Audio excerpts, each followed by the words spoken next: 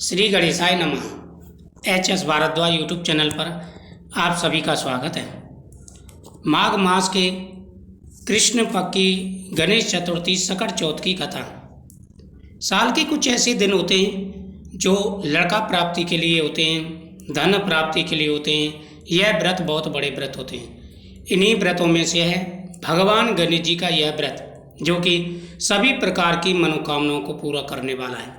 अगर इस दिन महिलाएं सच्चे मन से भगवान गणेश जी की पूजा करती हैं, भगवान गणेश जी के सामने नारियल का प्रसाद चढ़ा करके अगर खाती हैं, पति पत्नी इस दिन भगवान गणेश जी से प्रार्थना करें, भगवान गणेश जी के सामने नारियल का प्रसाद चढ़ाएं और शाम को चंद्रमा को अर्घ्य देने के बाद में जब व्रत का पारण करें तो वो नारियल का प्रसाद खाएं। इससे मनोकामना पूरी होती है। भगवान के सामने आप दीपक जलाएं, तिलकुट का प्रसाद रखें, नारियल रखें, केला रखें और इस कथा का श्रवण करें। तो कई कथाएं इस दिन की, आज मैं आपको 2 कथाएं सुनाने जा रहा हूं। इन कथाओं का श्रवण जरूर करें। एक बुढ़िया थी, वह बहुत ही गरीब और दृष्टिहीन थी। यानी बुढ़िया जो थी वह गरीब तो थी, साथ ही उसकी आंखों की रोशनी भी बहुत कम थी। उसके एक बेटा और बहू थे। वह बुढ़िया सदैव गणेश जी की पूजा किया करती थी। एक दिन गणेश जी प्रकट होकर उस बुढ़िया से बोले, बुढ़िया माँ, तू जो चाहे मांग ले। बुढ़िया बोली, मुझे तो मांगना नहीं आता, कैसे और क्या मांगूं? तब गणेश जी बोले, अपने बहू बेटे से पूछकर मांग ले। तब बुढ़िया ने अपने बेटे से कहा, गणेश जी कहते हैं तू मांग ले, मैं क्या मांगूं? पुत्र ने कहा, माँ तू धन मांग ले। बहू से पूछा तो बहू ने कहा, पुत्र मांग ले। तब बुढ़िया ने सोचा कि ये तो अपने अपने मतलब की बात कह रही हैं। अतः बुढ़िया ने पड़ोसन से पूछा तो उन्होंने कहा, बुढ़िया तू तो थोड़े दिन जिएगी, क्यों तू धन मांगे और क्यों नाती मांगे? तू तो अपनी आँखों की रोशनी मांग ले, जिससे तेरी जिंदगी आराम से कट जाएगी। इस पर बुढ़िया बोली, यदि आप प्रसन्न हैं प्रभु तो मुझे 9 करोड़ की माया दें, निरोगी काया दें, अमर सुहाग दें, आँखों की रोशनी दें, नाती दें, पोता दें और सब परिवार को सुख दें और अंत में मोक्ष दें।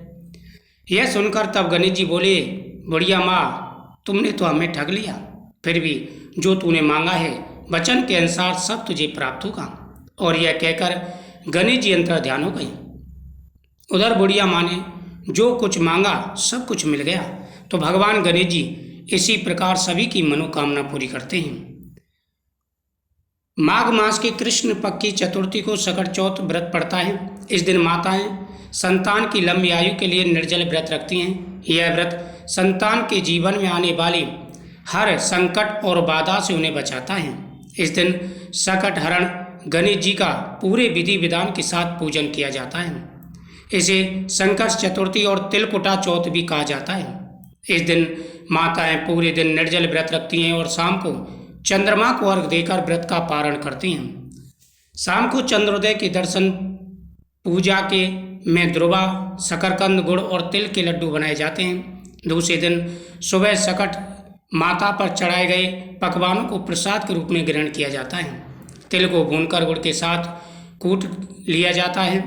तिलकूट का पाड़ बनाया जाता है। कहीं कहीं तिलकूट का बकरा भी बनाया जाता है। पूजन कर सभी में प्रसाद व्रत किया जाता है।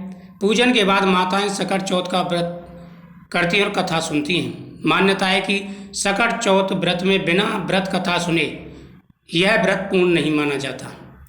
तो प्राचीन समय की बात है, राजा हरिश्चंद्र थे।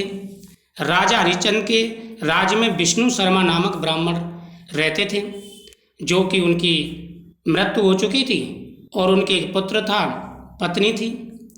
अब पत्नी काफ़ी वृद्ध हो गई थी और उसे दिखना भी कम हो गया था। एक बार उसका जो बेटा था वह गले में गणेश जी की मूर्ति टांग कर के घूम रहा था। तभी वहाँ पर एक कुमार, दुष्ट कुमार की नज़र उस पर पड़ी, क्योंकि उसकी कन्या का विवाह था और बर्तन पक नहीं रहे थे। तो किसी ने बताया था कि किसी लड़के को उसमें बैठा दो, आवा को जला देना, तुम्हारे बर्तन पक जाएंगे। तो उसने सोचा ये तो बुढ़िया का बेटा है, बुढ़िया मेरा क्या बिगाड़ लेगी। उसने उस लड़के को आवा में बैठा दिया। आवा में लड़के को बैठा दिया गया। इधर बुढ़िया माई ने देखा कि सुबह से शाम हो गई लेकिन उसका पुत्र नहीं आया है। उसका जो लड़का था वह वापस नहीं आया। अब तो बुढ़िया माई परेशान हो गई, चिंता में रहने लगी। भगवान गणेश जी से प्रार्थना की। उस दिन सकट चौथ का व्रत था तो उसने व्रत भी रखा। भगवान गणेश जी से प्रार्थना की और कहा कि प्रभु मैं तो सदा आपकी पूजा करती हूँ, हे स्वामी मैंने तो सदा ही आपका ध्यान किया है और प्रत्येक गणेश चतुर्थी का व्रत किया है। हे प्रभु मेरा बेटा कल से गायब है, आप उसकी रक्षा करना। रात भर वह रोती रही। इधर कुमार ने आवा में जाकर देखा बर्तन तो बहुत जल्दी पक गई, और जैसे उसने आवा खोला तो लड़का तो उसमें खेल रहा था और साथ ही पानी भरा हुआ था, हरी हरी दुर्वा उसमें तैर रही थी। यह देखकर कि कुमार भयभीत हो गया और राजा हरिश्चंद्र के दरबार में पहुंचा कहा कि महाराज मैंने बड़ा अपराध किया है, हे महाराज मुझे दंड दीजिए, मुझे आप दंड दीजिए। राजा कहने लगे कि क्या हुआ? बनी महाराज मेरे बर्तन नहीं पक रहे थे, आवा नहीं पक रहा था, मेरी बेटी की शादी थी तो किसी ने बताया कि लड़के की बलि दो, मैंने बुढ़िया के लड़के को उसमें बैठा दिया, मेरा आवा तो पक गया। लेकिन आश्चर्य की बात यह है कि बुढ़िया माई के लड़के को कुछ नहीं हुआ, वह तो आराम से खेल रहा है, उसमें कमल पुष्प खिल रहे हैं, दुर्वा खिल रही है, ये कैसा चमत्कार हुआ? तभी वहाँ पर बुढ़िया माई आ जाती है, बेटे को गोद में लिया, माथा चूमा तो राजा ने कहा कि माई ये बताइए कौन सा जादू टोना या तपस्या आप करती हो जिसके प्रताप से अग्नि में आपके बेटे का कुछ नहीं बिगड़ा? उन्होंने कहा महाराज मैं तो कोई जादू टोना या व्रत तप नहीं करती, मैं तो सिर्फ एक ही व्रत करती हूँ, वह है सकट चौथ का। भगवान गणेश जी की पूजा करती हूँ, सकट चौथ माता की पूजा करती हूँ, बस उसी का प्रताप है। राजा को यह देख सुन करके बड़ा आश्चर्य हुआ, साथ ही पूरे नगरवासी आश्चर्य करने लगे और राजा ने घोषणा कर दी कि आज के बाद सभी सकट चौथ का व्रत करेंगे। सभी माताएं अपनी संतान की रक्षा के लिए सकट चौथ का व्रत करें, जिससे जीवन में उनके संतान पर कभी कोई कष्ट नहीं आए। तो इस प्रकार से यह सकट चौथ का व्रत पूरे श्रद्धा भाव से मनाया जाने लगा। तो सभी को सकट चौथ का यह व्रत अवश्य करना चाहिए। जो भी सकट चौथ का व्रत करते हैं उनके जीवन में कभी कोई कष्ट नहीं आता, उनके संतान की आयु लंबी होती है और निसंतान दंपतियों को भी संतान का सुख प्राप्त होता है। तो इस दिन भगवान गणेश जी के सामने तिलकूट चढ़ाएं, दीपक जलाएं और नारियल का प्रसाद चढ़ाएं, दीपक जलाएं, प्रार्थना करें, आपकी प्रत्येक मनोकामना पूरी होगी। और इन कथाओं का श्रवण जरूर करें। श्री गणेशाय नमः मंत्र का जाप करें, आपकी हर मनोकामना पूरी होगी।